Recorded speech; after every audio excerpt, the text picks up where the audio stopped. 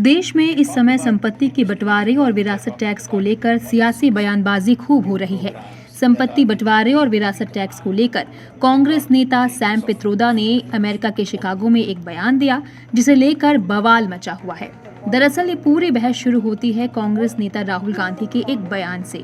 राहुल ने अपने बयान में कहा था कि अगर चुनाव बाद उनकी सरकार सत्ता में आई तो एक सर्वे कराया जाएगा और पता लगाया जाएगा कि किसके पास कितनी संपत्ति है। राहुल गांधी के इसी बयान के बारे में जब सैम पित्रोदा से पूछा गया तो उन्होंने अमेरिका में लगने वाले विरासत टैक्स का जिक्र किया। तो ये विरासत टैक्स आखिर क्या है जिस पर राजनीति गरमाई है, आइए जानते हैं। ये टैक्स उन लोगों पर लगता है जिनके हिस्से किसी मृत व्यक्ति की संपत्ति आई हो या वे इस संपत्ति के उत्तराधिकारी हैं। ये एस्टेट टैक्स यानी संपत्ति कर से अलग है। एस्टेट टैक्स तो संपत्ति के बंटवारे से पहले लागू होता है, जबकि इनहेरिटेंस टैक्स विरासत में मिली संपत्ति पर लागू होता है। बता दें कि इंडियन ओवरसीज कांग्रेस के अध्यक्ष सैम पित्रोदा ने कहा कि भारत में भी विरासत टैक्स जैसा नियम होना चाहिए। इसका मतलब कि अगर किसी व्यक्ति के पास 10 करोड़ डॉलर की संपत्ति है तो उसके मरने के बाद बच्चों को सिर्फ 45% संपत्ति ही मिलेगी और बाकी 55% संपत्ति सरकार ले लेती है। पित्रोदा के इस बयान पर एक तरफ जहां भारतीय जनता पार्टी ने सियासी वार शुरू कर दिया है, तो वहीं कांग्रेस भी उनके बयान से पल्ला झाड़ती नजर आ रही है। कांग्रेस नेता जयराम रमेश ने कहा कि एक व्यक्ति अपने व्यक्तिगत विचारों पर चर्चा करने, व्यक्त करने और बहस करने के लिए पूरी तरह स्वतंत्र है, लेकिन इसका मतलब ये नहीं कि पित्रोदा के विचार हमेशा कांग्रेस की स्थिति को दर्शाते हों। वहीं अलका लांबा से जब इस पर सवाल किया गया तो वो भी पलड़ा झाड़ती नजर आई।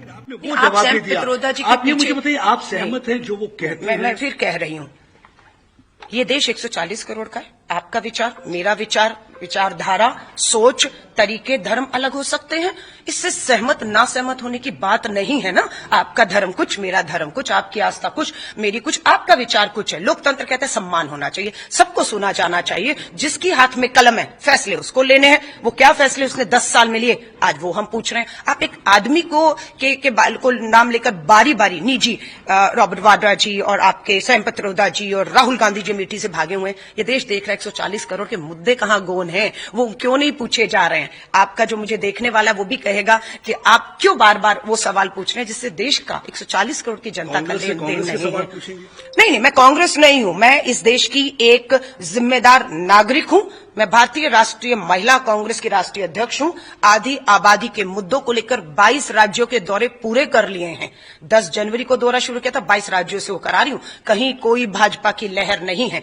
यहां पर मैं अभी आई हूं, ये तीसरा राज्य है। मैं गुवाहाटी, असम करते हुए केरला, दक्षिण भारत से जम्मू आई हूं, यहां से छत्तीसगढ़ रवाना हो रही हूं। मेरा चार्ट पेपर आप देख लीजिएगा, 1 महीना घर नहीं पहुंचूंगी। और पूरे देश में सफाई हो रही है भाजपा की। जो 400 सीटों का दावा कर रहे हैं, लिख कर ले लीजिएगा, ये 200 सीटों से नीचे निपटने वाले हैं। इस बार इनके पास पहले हुआ पुलवामा, है ना, शहीदों के नाम पर वोट, 18 साल का मतदाता मोदी जी को दे, बहुत सी भावनाओं से के लिए भगवान श्री राम के मंदिर का भी, धर्म के ऊपर भी वोट मांगे जा रहे हैं। पर देश 10 साल दे चुका है, पूर्ण बहुमत से दे चुका है देश। अब आपकी इन भावनाएं आपकी आहत हों या लोगों की भावनाएं आपने आहत किया, मोदी जी जवाब देने का समय। शुक्रिया।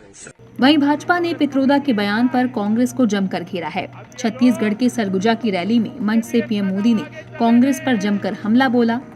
अब कांग्रेस का कहना है कि वो इनहेरिटेंस टैक्स लगाएगी, माता पिता से मिलने वाली विरासत पर भी टैक्स लगाएगी। आप जो अपनी मेहनत से संपत्ति जुटाते हैं वो आपके बच्चों को नहीं मिलेगी, बल्कि कांग्रेस सरकार का पंजा उसे भी आपसे छीन लेगा। यानी कांग्रेस का मंत्र है कांग्रेस की लूट।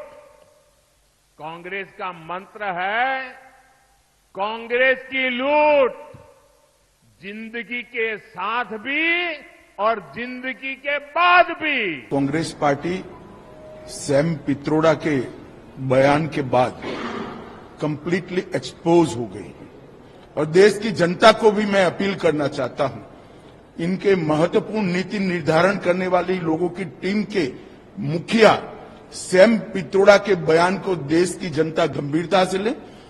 इनके मन में छुपी हुई मंशा क्या है आज बाहर आ गया है। हालांकि विवाद बढ़ने के बाद सैम पित्रोदा ने सफाई भी दी। पित्रोदा ने कहा कि मैंने टीवी पर अपनी सामान्य बातचीत में केवल एक उदाहरण के तौर पर अमेरिका में विरासत कर का उल्लेख किया था। क्या मैं तथ्यों का उल्लेख नहीं कर सकता? मैंने कहा कि ऐसे मुद्दे हैं जिस पर लोगों को चर्चा और बहस करनी होगी। इसका कांग्रेस सहित किसी भी पार्टी की नीति से कोई लेना देना नहीं है।